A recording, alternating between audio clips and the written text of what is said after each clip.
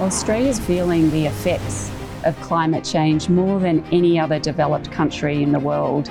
And we're seeing it firsthand, whether it's extreme heat to bushfires more intense than we've ever seen before, to floods and the rainfall. Importantly, here in Australia, we have some world-leading technology at our disposal. I think we've got a really important part to play into the insights and what we do to really change the world to be able to address climate change.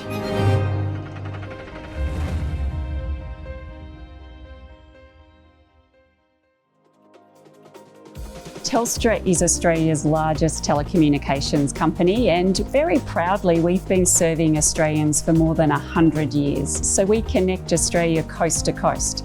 East to west, that's about a bit over 4,000 kilometres, and our networks reach 99% of the population. We connect Australia, and that takes a lot of power. In fact, we're the 13th largest Scope 2 emitter in the country. And so in terms of the role we play, there's the role we play in reducing our own carbon footprint as a company. Some examples of that. Firstly, we've invested about $1 billion supporting renewable energy projects here in the country.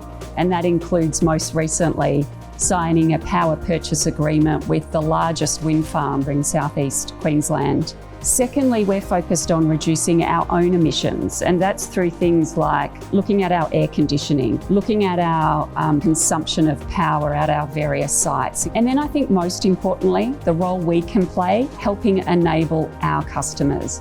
How do they reduce their emissions? We can play an important role in the transition to a low carbon future.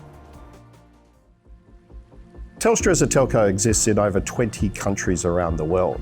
So we have an opportunity with our products and services to make a real impact to emissions.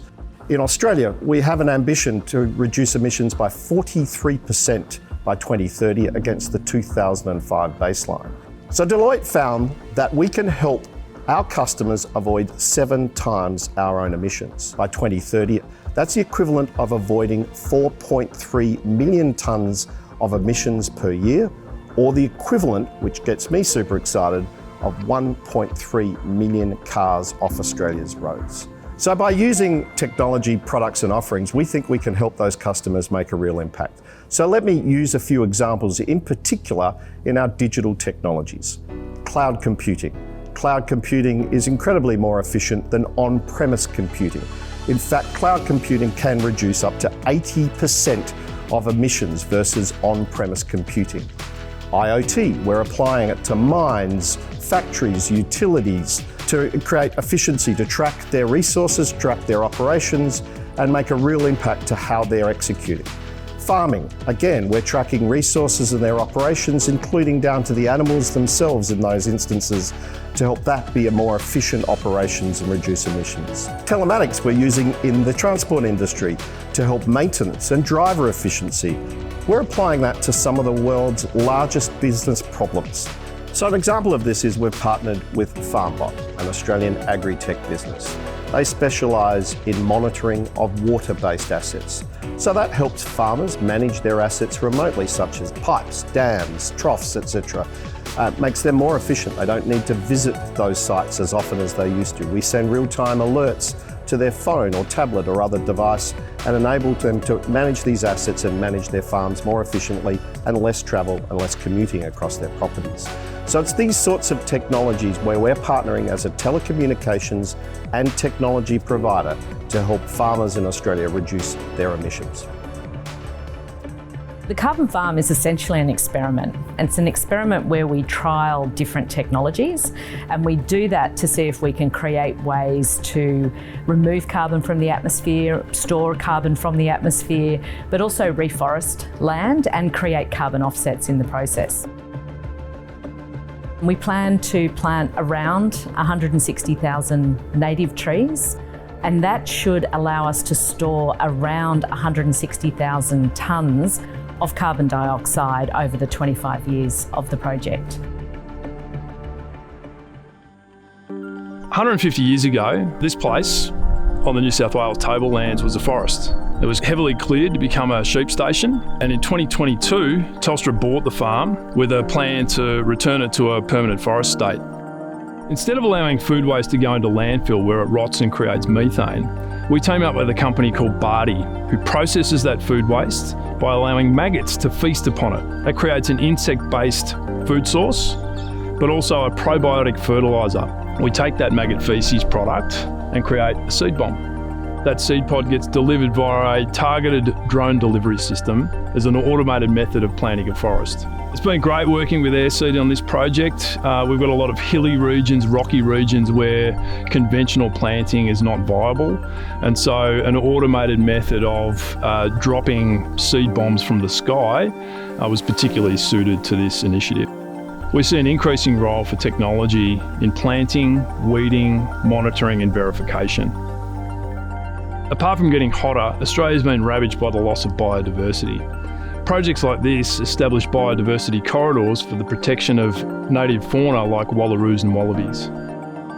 This project is an example of the nature-based solutions that will be a critical part of the global solution to climate change. Australia is a country of really vast and beautiful places, and a country that has many valuable natural assets in it. Our actions and the way we've managed the country has led to really quite dramatic habitat loss and species loss, to the point where some of our really iconic species are now becoming extinct. Our Telstra Foundation has partnered with a number of different organisations. One of the more recent projects that we've engaged with is with the leading Australian science agency, the CSIRO, and a First Nations agency, NAILSMA, the North Australian Indigenous Land and Sea Management Alliance. One of the programs is the Healthy Country AI program, and we've co-designed the program that trains local Indigenous rangers and trains them to use drones and other technology to manage the land, including monitoring the way in which feral animals can destroy local waterholes. These programs are really exciting. They're exciting because they take ancient knowledge continuing to this day and combine it with modern day science and technology to find solutions to really tackle this challenge of habitat and species loss, and doing so in some of the most remote parts of the world. At Telstra, our purpose is all about creating a connected future so everyone can thrive. And I truly believe for us to face into climate change and solve it, technology is going to play an incredibly important part. And so our role in that, it is absolutely using our voice to advocate for change. It's absolutely in the actions we're taking directly to reduce the impact we're having on the environment. I think when you bring the power of technology together with the will to want to change the world, we can absolutely look forward to a much brighter and more sustainable future.